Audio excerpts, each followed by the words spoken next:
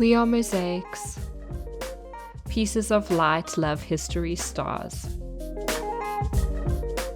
glued together with magic and music and words. That's from a poem by Anita Krizzan, and that's what a junk journal is to me. A paper mosaic. Junk journals are one of the best ways to create.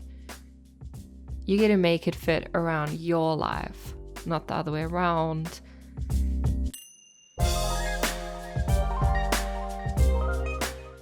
I'm going to take you on a junk journal with me in this video.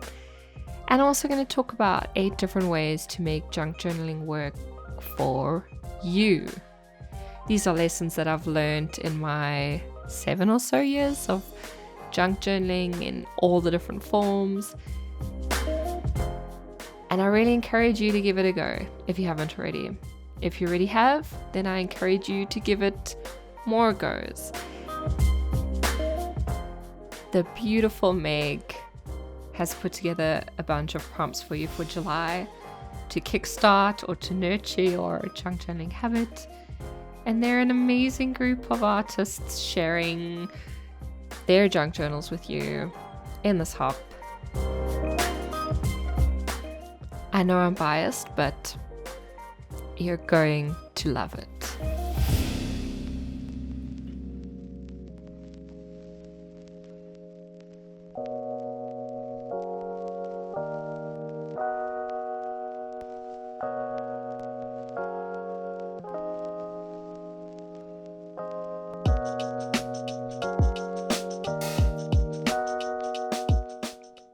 My biggest tip for making junk journaling work for you is to use an amazing journal.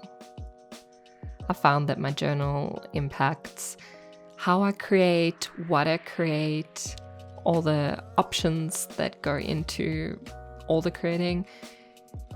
The journal is everything. I shared some of my junk journals at the beginning of this video. I love using vintage books and rebinding them. I also really like the small junk journals where you bind a bunch of papers together, bind it with pamphlet stitch, and just have one signature. Then there are not so many pages. You can use it for a specific project or trip or exploration, and slow pressure.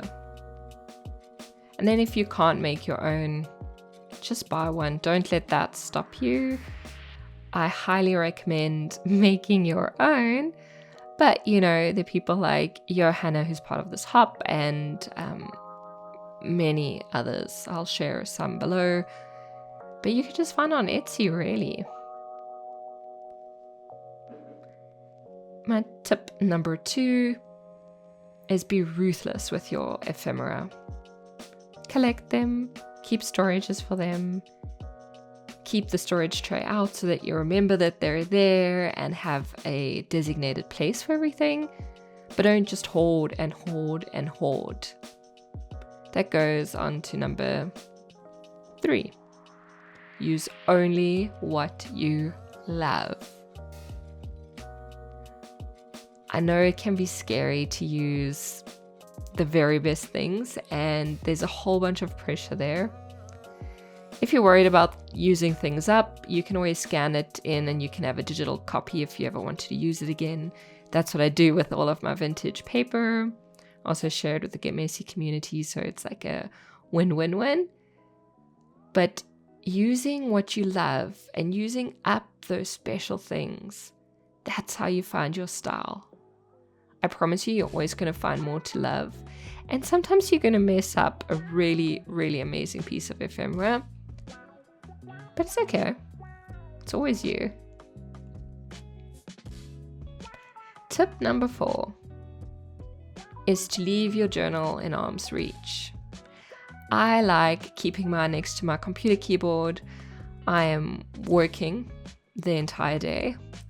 And so that reminds me, if there's a few seconds here, a few minutes here, I can just add something small.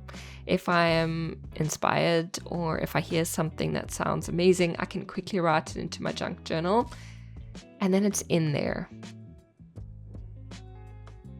Tip 5, pour yourself into it. The beauty of a junk journal is that it's a mess and it's reflective of you. Add your life into it. Add your beautiful, messy, imperfect life into your journal. One of the biggest tips I've had for junk journaling and creating in general is to ignore perfection. The only way to start is by starting. When you're creating, especially when you're creating in this way, perfection is not necessary. Perfection is boring. Starting and being vulnerable and embracing the imperfection, it hasn't disappeared for those of us who have been doing it for a long time. The only difference is that we're just used to it, and so it means less. We're used to all those voices by our inner critic and all the nonsense that she or he or they keep telling us. You just need to acknowledge that you will be vulnerable.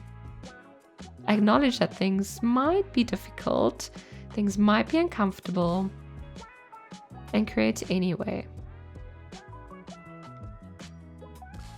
Tip number 7, figure out what works for you. One of the most important things you will do as an artist is to figure out what works for you. This is the practice. This is what every single artist is doing, and it's going to change over seasons. Sometimes you're going to have lots of time. Sometimes you're going to have very little. Some days you're going to have a lot of supplies to work with. Some days you're just going to have a pen. Part of being an artist is figuring out how to fit your life around art. Or fit your art into your life. Either or. You are gloriously unique, and as such, your creative practice will be particular just to you and just to the season you're going through. You can take pieces and lessons from others, but in the end, you will have to do the work to figure out what fits into your full life and your schedule. It's also continuously evolving, and you have to keep reevaluating and being kind to yourself as you constantly figure it out.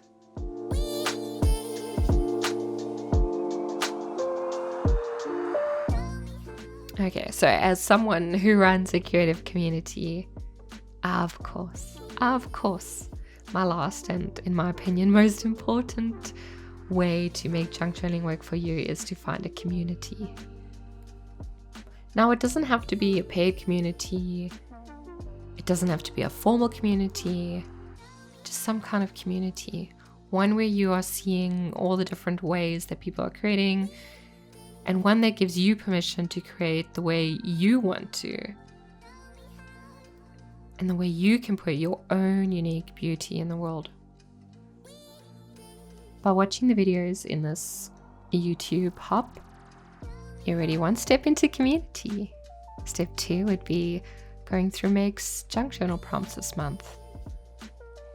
As I mentioned the quote in the beginning, we are mosaics. What we create is unique just to us, who we are at that moment. It's kind of, I don't know, like how to explain it. It is mind-blowing to think. Even if we created the exact same thing every day for a year, it would look different because there are so many different factors going in. Know that whatever you create was meant to be made, it was meant to come out, and it is you on the page.